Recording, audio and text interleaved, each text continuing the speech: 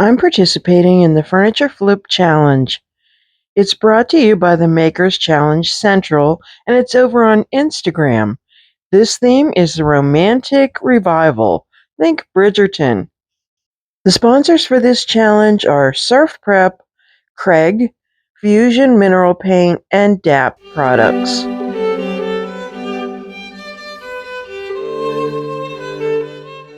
Here's a little mood board I created with some fabric and some Fusion Mineral Paint.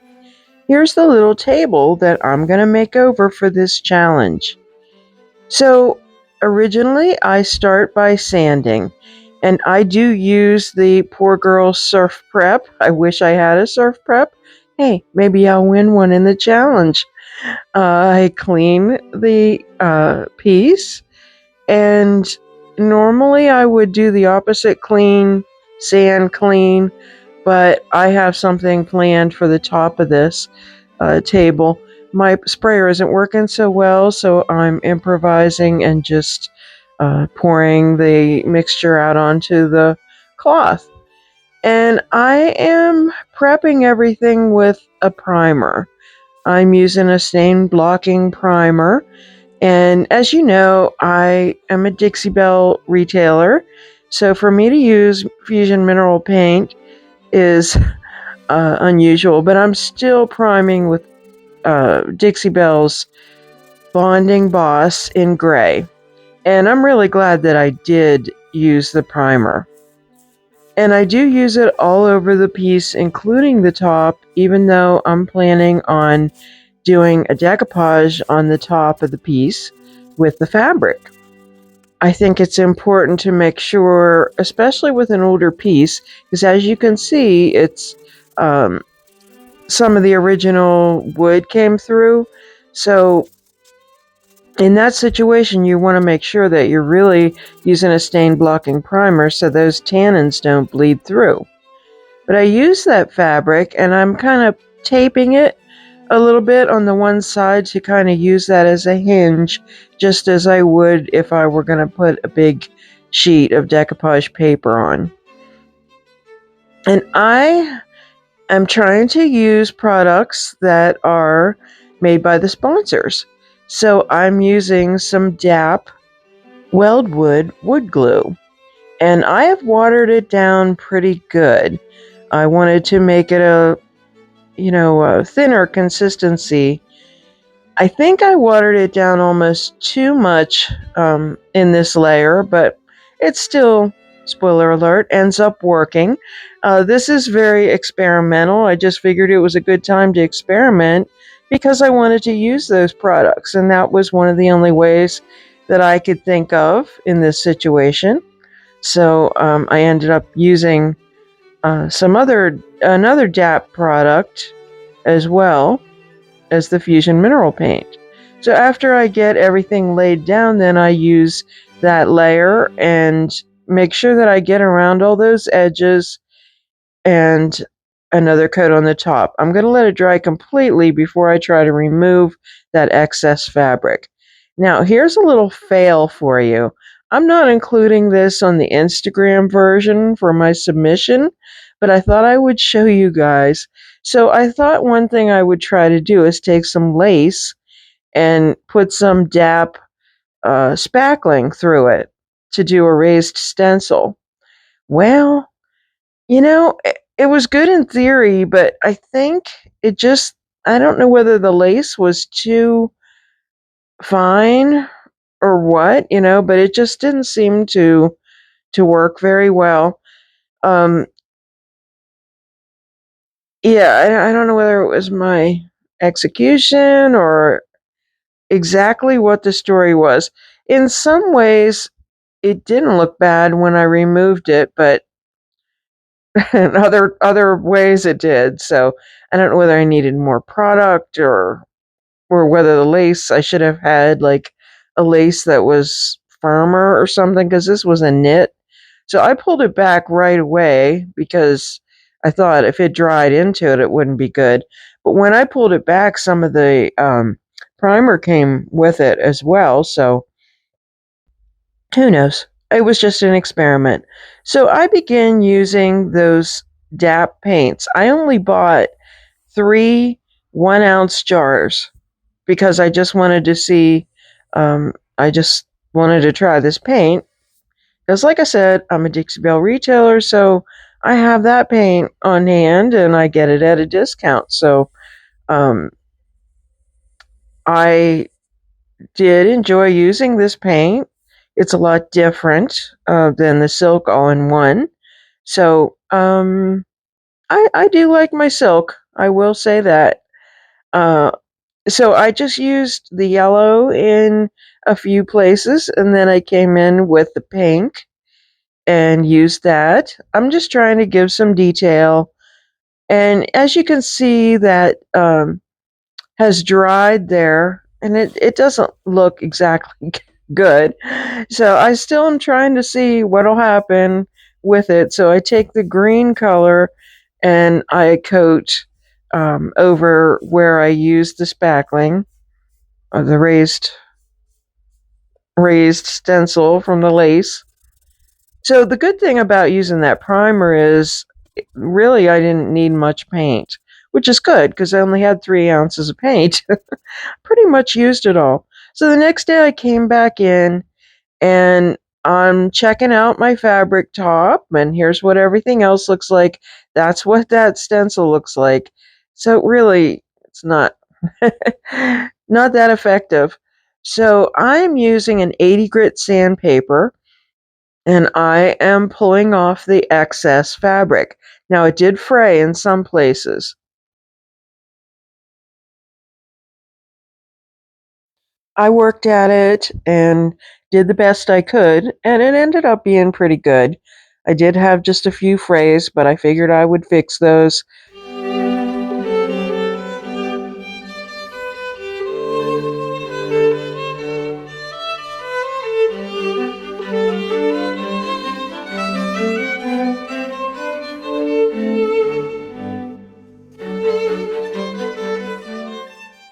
So it came out pretty good. That's nice and smooth. Like I said, I do have a little frayed edge, but I'm going to take care of that. I mixed up another um, solution of the wood glue and I made it a little thicker this time. So I thought that way I could really encapsulate any of those threads. So I make sure that I get it really good around those edges and really seal it, and then I do a layer over the top as well.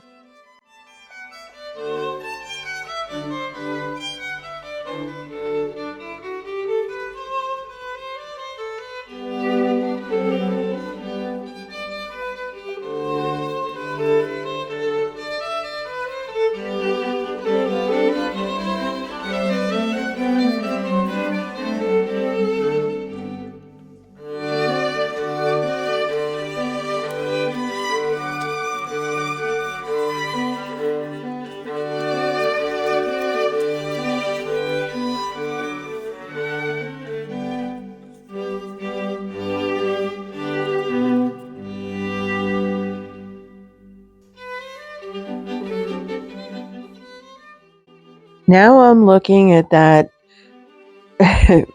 stuff. It looks like alligator skin that got left by the lace that I did the spackling through.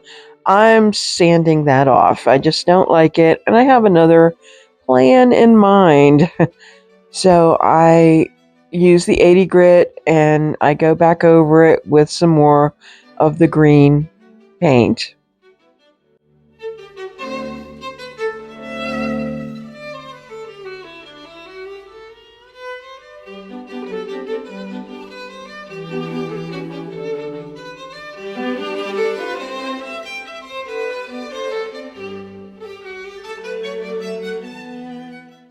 While that's drying, I use some of the yellow and I coat that spindle that's inside.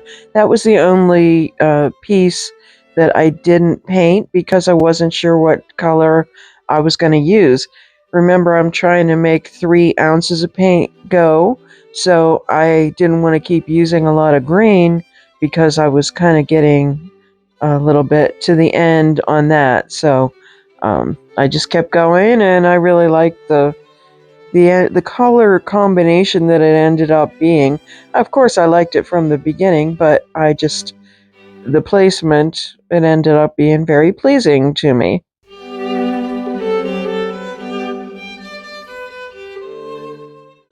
Then, like a mad scientist, I just start mixing the dab spackling that's in a tube. It's a quick dry, plus the fusion yellow paint.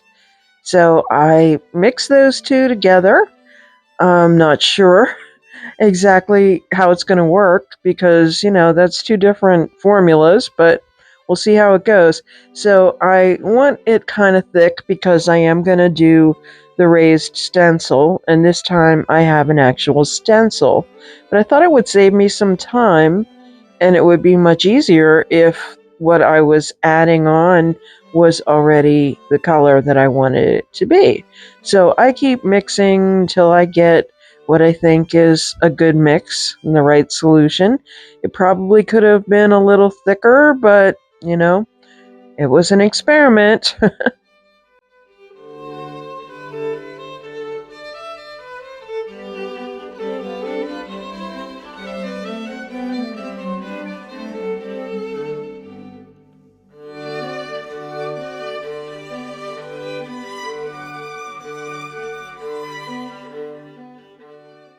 I just place that stencil along there and start to use that spackling that I've tinted and hope for the best here. It's kind of an all-over design.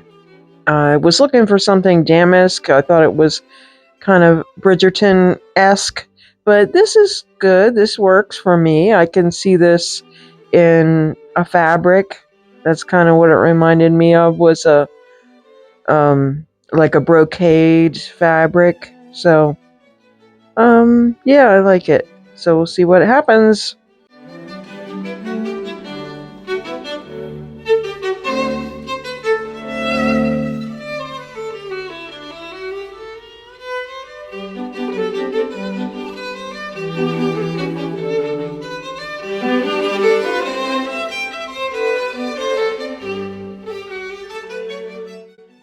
Not too bad. I like it. Not 100% sure, but I continue. And not everything is totally neat. It's a messy process. One time I realized I was using the wrong side of the stencil, so I learned that I needed to wipe the stencil off frequently in between applications. But I kept with it and I got it done. And I knew that I could touch it up with some of the green paint if it was a little messy, because it wasn't overly thick that it was just so raised that I couldn't touch it up.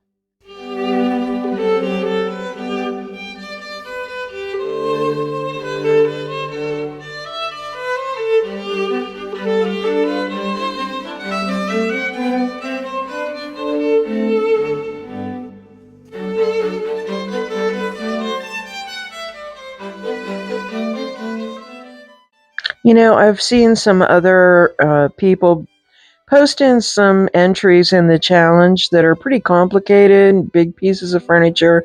Originally, I started out with a secretary in mind, but you know what? I decided to go for something small. I wanted to focus on sponsor products. I wish I would have been able to put the Craig in there somehow. I do have a Craig jig, which I still need to really learn how to use properly. But anyway, I think challenges help you to push outside your comfort zone. And this one definitely did, even though it's just kind of a small piece.